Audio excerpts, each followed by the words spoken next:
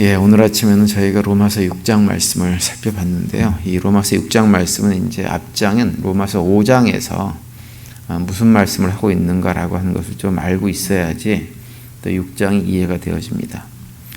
로마서 5장에는 아담과 예수 그리스도를 비교하는 내용이 기록이 되어져 있습니다. 그러면서 우리가 이제 예수 그리스도의 대속의 은혜로 예수님께서 우리에게 주신 새 언약을 믿음으로 해서 의롭게 되었는데, 그 예수님께서 구체적으로 우리를 위해서 무엇을 하셨는지를 쭉 설명을 5장에서 하고 있죠. 그래서 5장에서 이제 제일 중요한 말씀이 19절 말씀인데요. 그 말씀을 보시면 이렇게 되어 있습니다. 한 사람이 순종하지 아니함으로 많은 사람이 죄인 된 것 같이 한 사람이 순종하심으로 많은 사람이 의인이 되리라, 이렇게 말씀을 하고 있습니다. 아담의 불순종은 모든 사람들을 죄 가운데 떨어뜨렸지만 주님 한 사람의 순종이 우리를 의인으로 판정받을 수 있도록 만들어 주셨다고 하는 말씀입니다.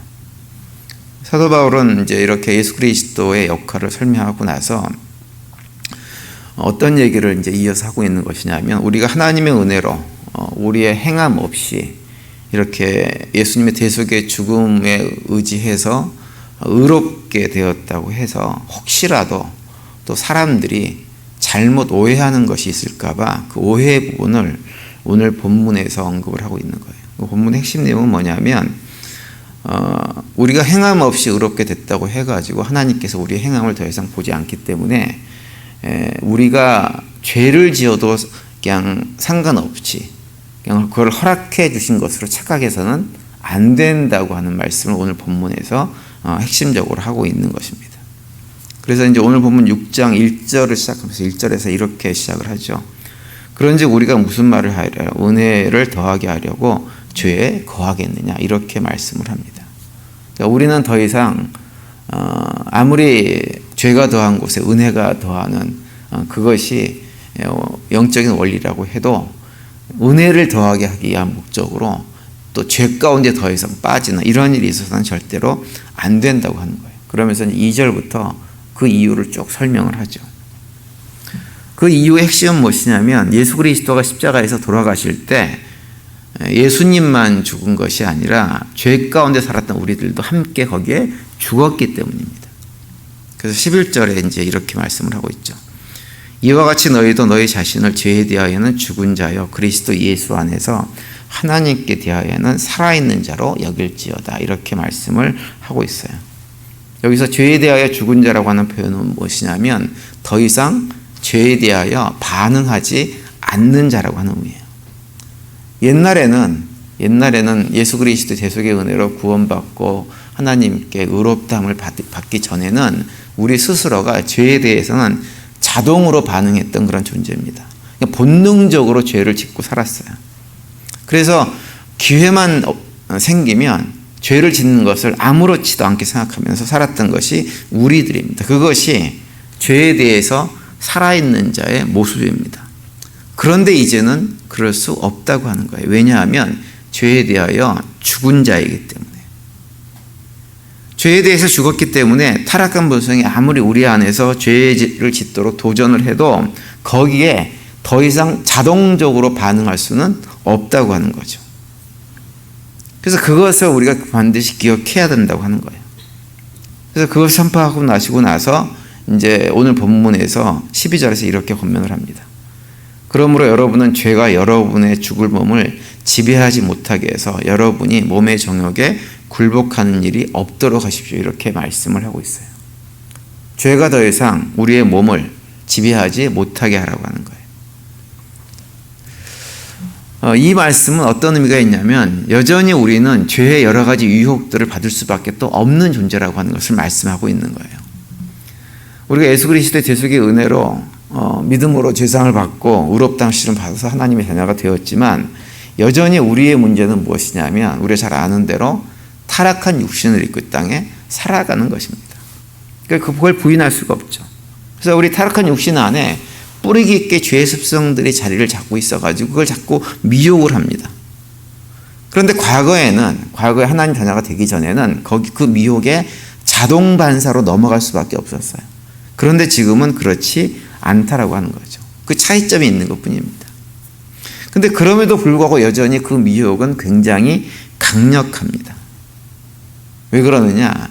사단의 종로로 타는 그런 습성들, 또 사단의 세력들이 우리를 끊임없이 미혹하는 일을 포기하지 않기 때문에 그래요. 이게 영적인 전투인 거죠.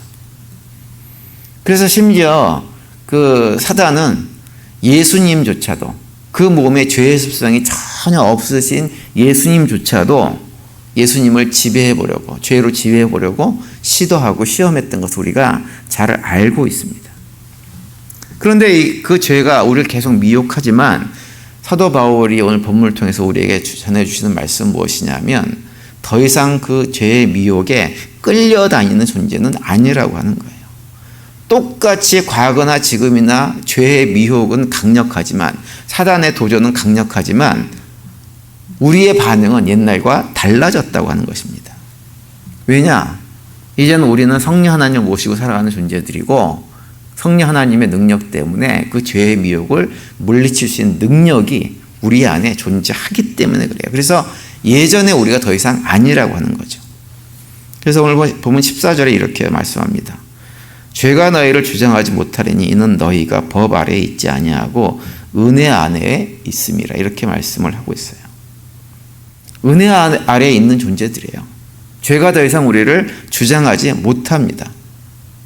죄가 우리를 주장하지 못할 만큼 우리가 그런 힘이 있다고 하는 거죠.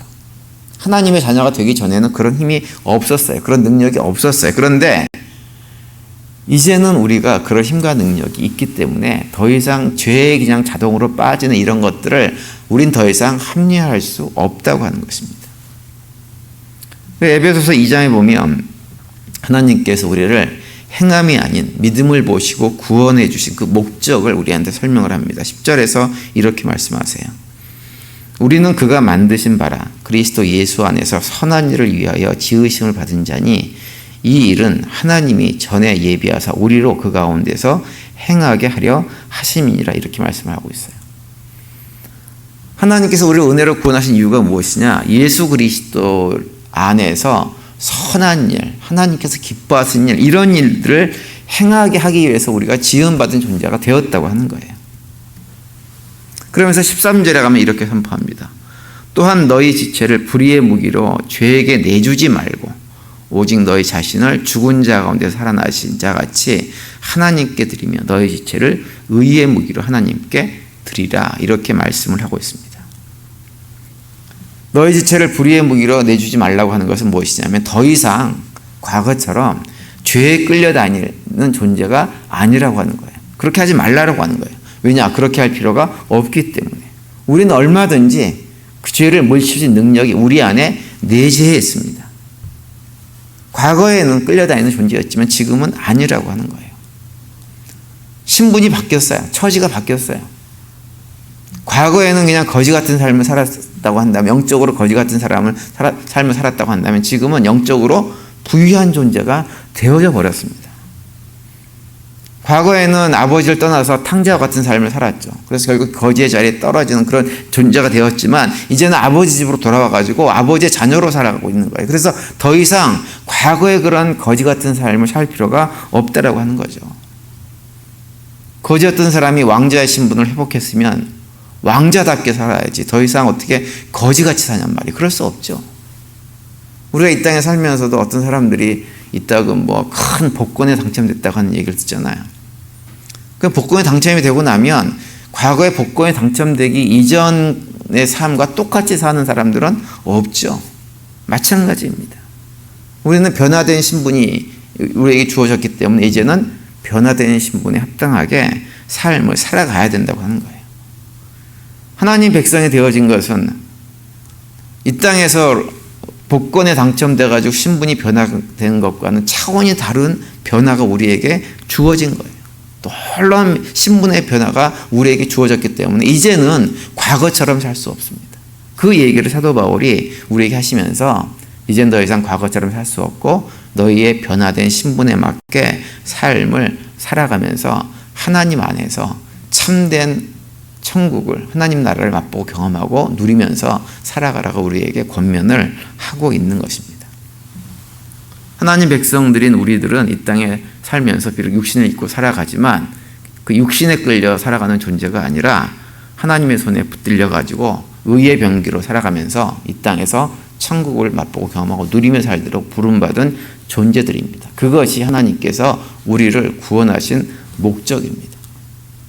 따라서 오늘 하루 또 지내시면서 비록 우리가 타락한 육신 때문에 불편하고 괴롭고 힘든 것이 있긴 있지만 또 여러 가지 유혹이 있지만 그런 유혹들은 끊어내시고 하나님의 의의 병기가 되어가지고 삶의 자리에서 하나님께서 원하시는 선한 일들을 감당하시는 가운데 하나님의 기쁨이 되어진 하루가 될 수 있게 되기를 간절히 바랍니다. 그 가운데 하나님께서 기뻐하시는 열매를 맺어가시면서 또 하나님께서 우리에게 주시는 평강을 풍성히 누리는 복된 하루가 되시기를 간절히 축원드립니다.